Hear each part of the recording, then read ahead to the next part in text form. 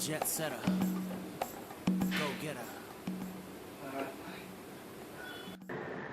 A boy sat on the bed looking around slowly. There was a basket of the red crimson apple. Beside him, he chewed a fresh scan brought by the wind from the pine woods. Suddenly, there was a knock on the door and girl coming in. You wake me up already?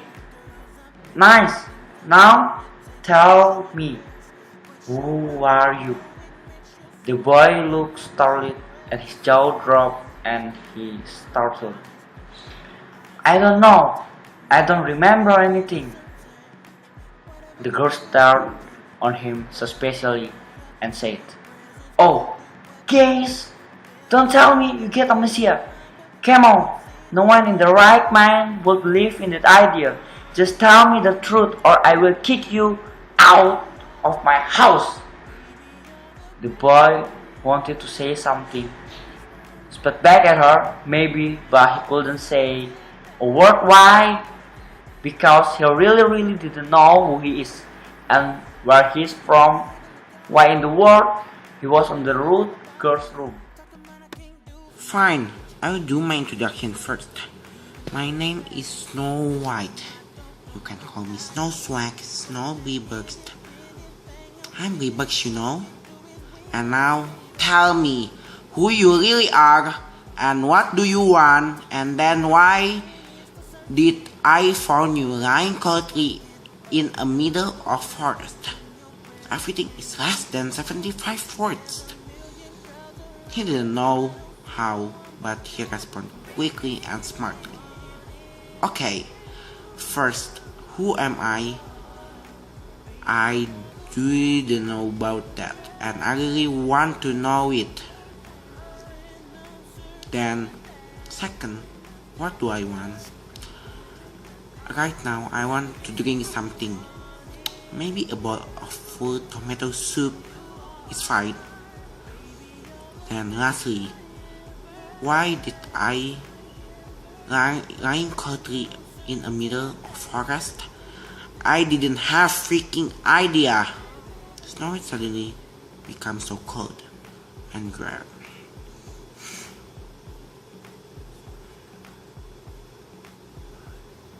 Then I have no use of you.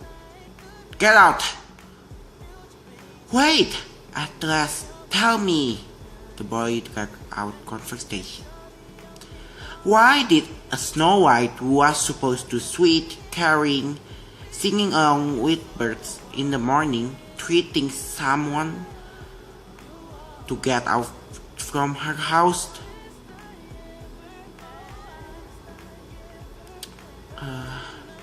Snow White thought for a second.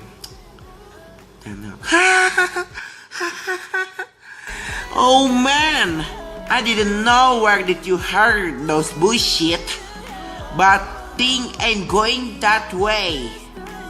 Bro, I have 7 slaves to prove my worth. 7 slaves? The boy said. Do you mean 7 dwarfs who help you when you beat the poison apple? So I tried to Poison apple? Well, yes, but I didn't eat that. My stepmother did, but the dwarfs spoiled my plan. But luckily, they agree to become my slave. The horrified face of the boy, Snow White continued. Boy, I don't know what happened to your head. It seemed to jumble up all the story together. But one thing I know is that if you didn't get out from my house in 3 seconds, I will head up the oven and without further ado cook it for dinner. The boy was so scared out of his mind. He ran from her house. He wanted to call his head. Who is he? Why did he remember about the story of Snow White and the 7 dwarfs? Well, he couldn't even remember his name. One thing he really sure what that things we're supposed to go this way. For neither the apple not the dark outside was no better than inside. He wandered aimlessly in the road with no destination and luck, but suddenly something sparkly caught his eye. He found a golden key among the bush. Hey dummy! What are you holding? That's my key! Give it back, you dumb rotten thief! A girl saw it from a distance. The boy couldn't quite catch the word, and she said with a dumberfoot face. The boy read the key and said, "What? Key? Oh, you mean this? Yes, sir. I have it with me. Found it under bus." Excuse. And the girl didn't believe him and slowly walked towards him. She smiled at him and suddenly slapped his face. The girl didn't believe him, and the boy cried, but the girl didn't even care, and she stopped and said, and this girl come and said, "Enough, Gretel! He will die!" And the boy was so grateful to the man who successfully stopped and vicious human being named Gretel. "He stole our cake, Hansel, our precious little cake. We cannot forgive him just like that." During the boy returned, and the boy didn't have the chance to finish. Hey! He was almost beaten up to death. At last, he wanted to defend his pride. "I found your cake, not stealing it. Remember, not stealing it. And you should be grateful." Gretel gave him one and last kick right and in the face and said, "Not asking for your comment, thief. You better shut up your mouth." Duh. He kicked. Kick. Like that. The boy who lay on the ground pitifully. He smirked with a little hint of evil, just the right amount to make the boy saddened. "Unfortunately, I have to agree with Gretel this time. We cannot let you go not after we stole our cake." "I'm said I'm not, and for that you have to do something for us." Hansel raised his voice, and it was scary enough to keep a boy in silence. "Look, I'm not going to make this complicated, okay?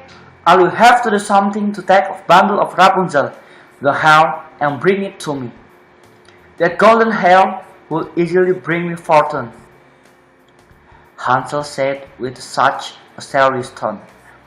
"And don't try to do anything foolish like running away. I have a friend all over this place who will report to me if you do anything weird. By the way, I'm pro sniper."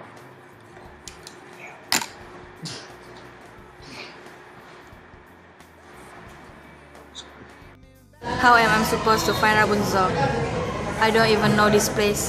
She won't just pop out from thin air, you know. The boy shot so loud that it will not be so wrong for Hansel to shoot him in his head. But unexpectedly, a childlike voice answered his shout. "Well, sorry for not being a ninja who can show up from nowhere." The boy startled and turned around. There's a very cute little girl in front of him. Rapunzel? Yes, that is my name." The boy scanned her from head to toe and seemed to be shocked. When he looked at the air, how could? I mean, what happened to you?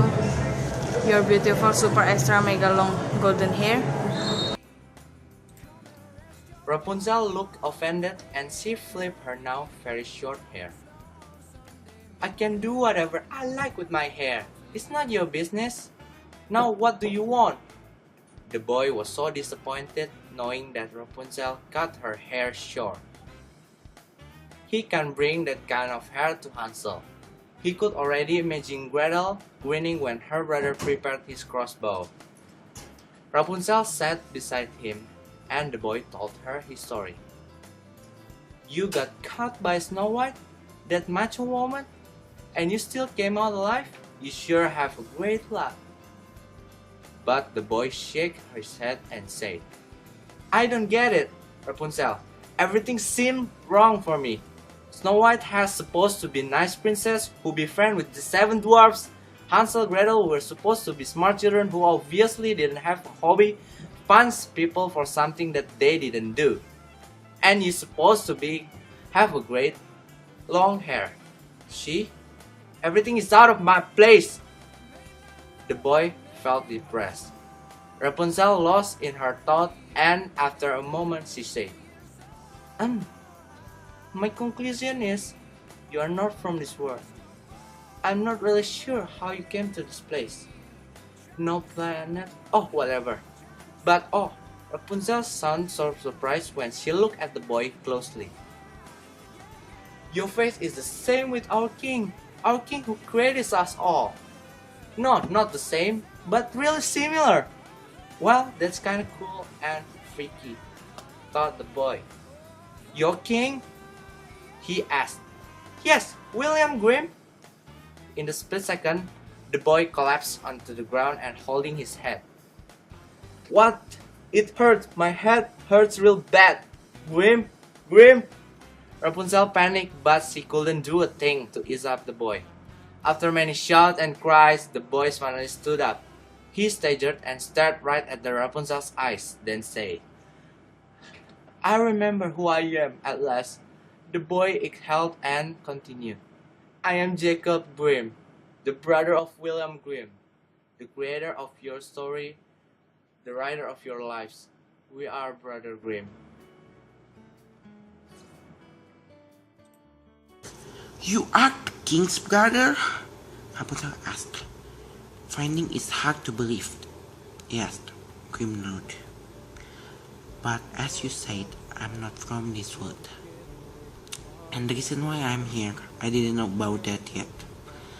Rapunzel took a second and said, "And what's your plan now? You now know your identity, but it doesn't change the fact that you have to confront Hansel and Gretel." Grimm understood so well. "For now, I will follow the story.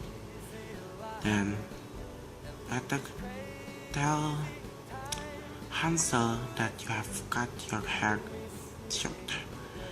And later, I have to find escape back to my own world."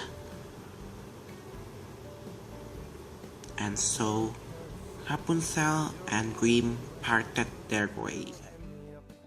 Grimm lost his way into the forest.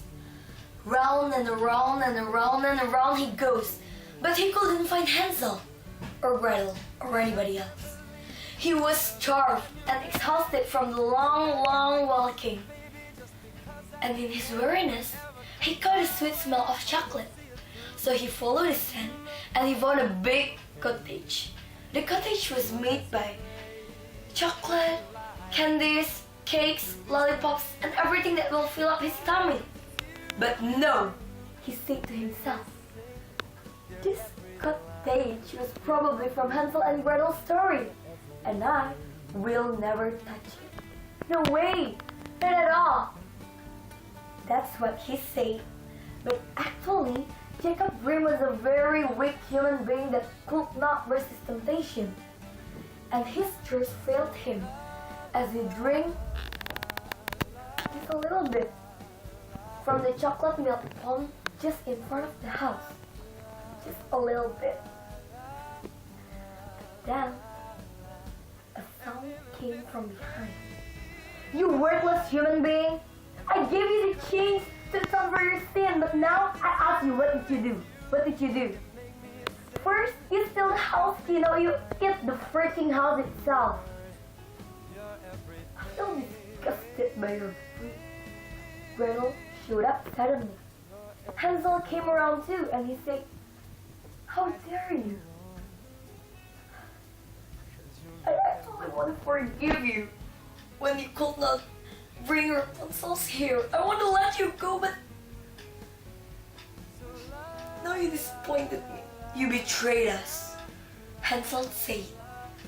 Jacob was so ashamed by his action. His way out was already within reach, and now he destroyed every chance that he could ever had.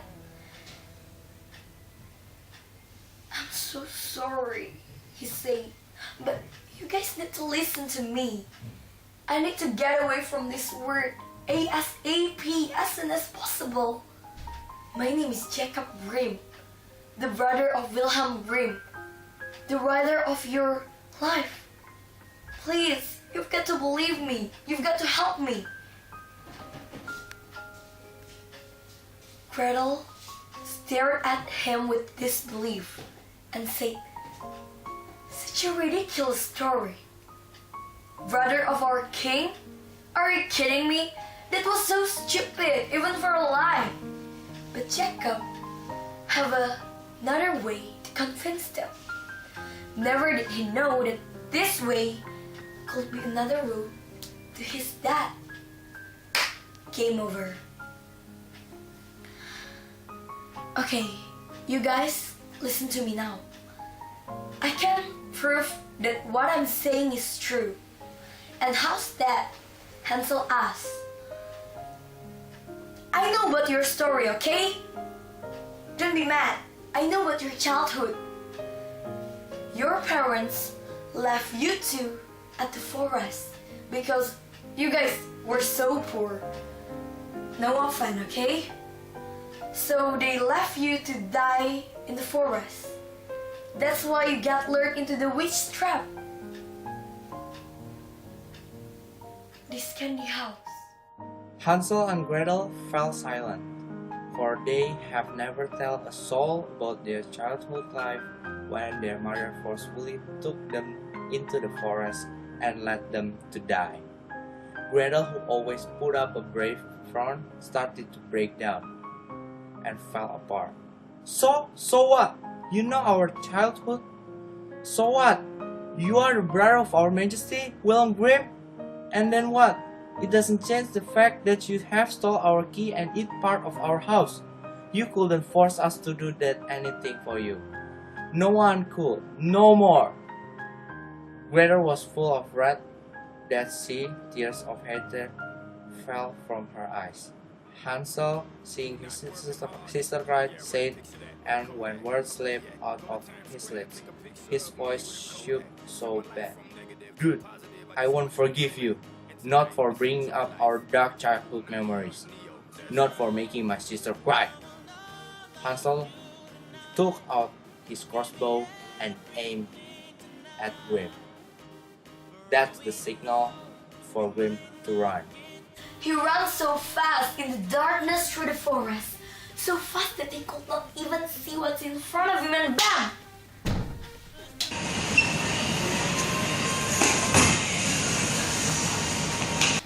Black out. He lay unconscious. Either he got caught or got shot, or maybe he just crashed into a tree. He had no slightest idea. But then he woke up by a fresh sun coming from the window. He found himself laying weakly in the bed. Grimm lost his breath and his body covered in sweat. After calming his mind and blinking the times, Grimm decided to say, "Everything was just a dream after all."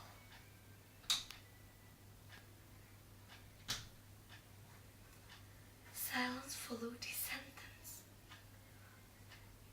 but in a very quietly manner. He heard a whisper. "A dream? It's not likely, sweetie. Don't make me laugh." And he knew that voice. He remembered it so much it drilled into his brain. A sweet, sickening